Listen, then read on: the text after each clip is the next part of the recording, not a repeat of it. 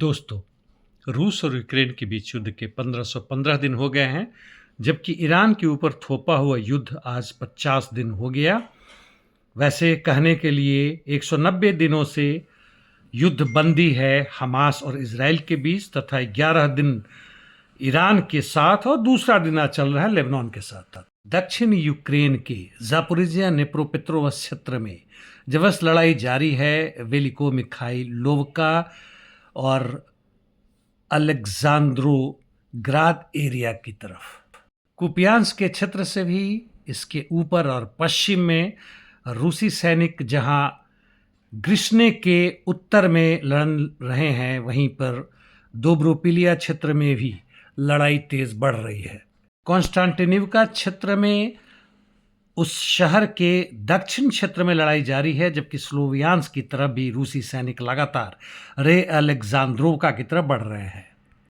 लाइमान क्षेत्र में मुख्यतः यथा स्थिति है, जबकि कुपियांस्क में रूसी सैनिकों ने थोड़ी सी बढ़त ली है और ये स्थिति खार्कोव के उत्तर यानी वोवचांस तथा सूमी के क्षेत्र शोस्तका डिस्ट्रिक्ट में तथा अन्य क्षेत्रों में भी कुल मिलाकर, जिसमें क्रास्नोपिलिया भी शामिल है, 600 से 700 मीटर बढ़े हैं।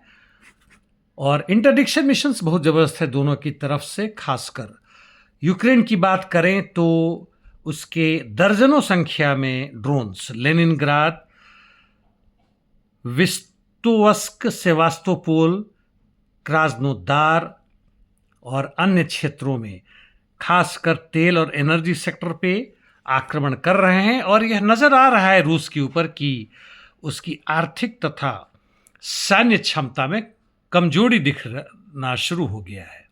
ये चीज कई हफ्तों से देखी जा रही थी, लेकिन मैं आज इसको स्पष्ट कर रहा हूं। लेबनान की बात करें तो हिजबुल्लाह का फिर से वापस पूरी तरह से कब्जा हो गया है बिंट जबेल पे और खियाम में युद्धबंदी के बाद से। और उसी के दौरान तकरीबन आईडीएफ के बहुत कोशिश करने के बावजूद भी वहां के हिजबुल्लाह के रेसिस्टेंस को नहीं हरा सके और इन्हें वापस हटना पड़ा। दोनों जगहों के लिए महीने भर तक लड़ाई जबरदस्त जारी थी, लेकिन आईडीएफ सफल नहीं हो सका। हालांकि लेबनान में बमबारी से वहां पर तकरीबन 2300 लोग मारे जा चुके हैं। और इस बीच में हजारों लेबनीज जो क्षेत्र छोड़ के भाग गए थे फिर वापस आ रहे हैं, इसके बावजूद कि उनकी सरकार कर रही है कभी वापस ना आए। यहाँ तक कि लितानी नदी के दक्षिण में भी आ रहे हैं। यह उसी तरह की प्रक्रिया है जैसे गाजा पट्टी में होती। ये लोग बड़े बहादुर हैं और अपने वतन को छोड़कर दूसरे जगह आश्रित बने, उससे अच्छा है। जैसे आप पीछे वीडियो में देख रहे हैं, ये लोग खुश भी हैं, जीत का जश्न भी मना रहे हैं। जहाँ तक ईरान की बात है, उसने स्पष्ट कर दिया है कि हॉर्मुज जल डमरू मध्य को उसने स्वतंत्र कर दिया है आवाजाही के लिए। जहां तक व्यापार के लिए जैसे तेल के टैंक हों या सामान के हों, उनके लिए, ना कि नेवी के लिए। और नेवी वालों के लिए अभी भी रोक जारी है, जबकि अमेरिका का कहना है कि वह उसको अभी छूट नहीं दे रहा, अब उसने ब्लॉकेट कर रखा है।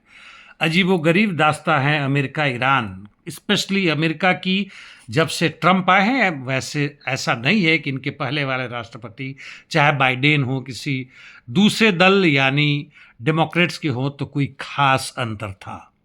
ट्रंप ने यह भी कहा है कि वहाँ का ब्लॉकेड हटाने से चीन बहुत खुश है। नेचुरली भारत की भी जनता खुश है कि जो उसे अब ब्लैक में लेना पड़ता था गैस, अब वह ब्लैक खत्म हो जाएगा। इस युद्ध के दौरान स्पेन रूस से एलएनजी यानी लिक्विफाइड नेचुरल गैस का पूरे यूरोप में सबसे बड़ा खरीदार था। और अप्रैल 26 में पिछले के समय की तुलना में 124% बढ़ गया था, जो 355 मिलियन यूरो के बराबर था। इसी से संबंधित दूसरे खबर के हिसाब से स्लोवाकिया के प्राइम मिनिस्टर रॉबर्ट फिको ने कहा कि यूरोपियन यूनियन कोर्ट में जाएंगे और यूरोपियन यूनियन के खिलाफ कहेंगे कि उन्होंने रूस का तेल लेने से बंद करवा दिया था, जिससे काफ़ी घाटा हुआ है, और इसकी क्षतिपूर्ति करे और फिर से तेल लेने की इजाज़त दे। हंगरी में ओरबान के जाने के बाद से नज़र आ रहा है स्लोवाकिया का, जो यूरोपियन यूनियन के तानाशाही के खिलाफ आवाज़ उठा रहा है। इसे कहीं से भी आप समाजवादी आवाज़ ना लें। स्ट्रेट ऑफ हॉर्मुज की बात कर रहा था। यह भी जानकारी दे दूं कि यूएसएस का जॉर्ज बुश शिप यमनी हूतीस के कारण रेड सी से ना जाकर स्वेज नहर से ना होकर पूरे अफ्रीका का चक्कर लगा के, यानी दक्षिण अफ्रीका के समुद्री मार्ग से जा रहा है, जो कि 1.5 गुना रास्ता तय कर रहा है मध्य पूर्व में पहुंचने के लिए। सबकी बजी हुई है। अंततः चलते चलते बताऊं कि वेटिकन के नए पोप लियो 14 ने कहा है कि एआई गलत है, आर्टिफिशियल इंटेलिजेंस गलत है, उसका विरोध किया है क्योंकि वह ध्रुवीकरण करता है, संघर्ष और हिंसा को जन्म देता है। एआई डेटा सेंटर को चलाने के लिए अफ्रीका में रेयर अर्थ के खनन से पर्यावरण का विनाश हो रहा है। यह इन्हें समझ में नहीं आएगा कि सबका आधार एआई नहीं है, नए नए आधुनिक यंत्र और तकनीकी नहीं है दोस्तों, बल्कि पूंजीवादी व्यवस्था है जो मुनाफे के लिए करता है, बिना पर्यावरण का ध्यान दिए हुए, बिना लोगों का, मजदूर वर्ग का ध्यान दिए हुए, और उसको एकमात्र चाहिए मुनाफा और मुनाफा। और इसी के कारण देखें तो नेपाल के नए प्रधानमंत्री से मिलने के लिए अमेरिका के उप विदेश मंत्री पहुंच गए हैं अचानक। आज के लिए इतना ही, धन्यवाद।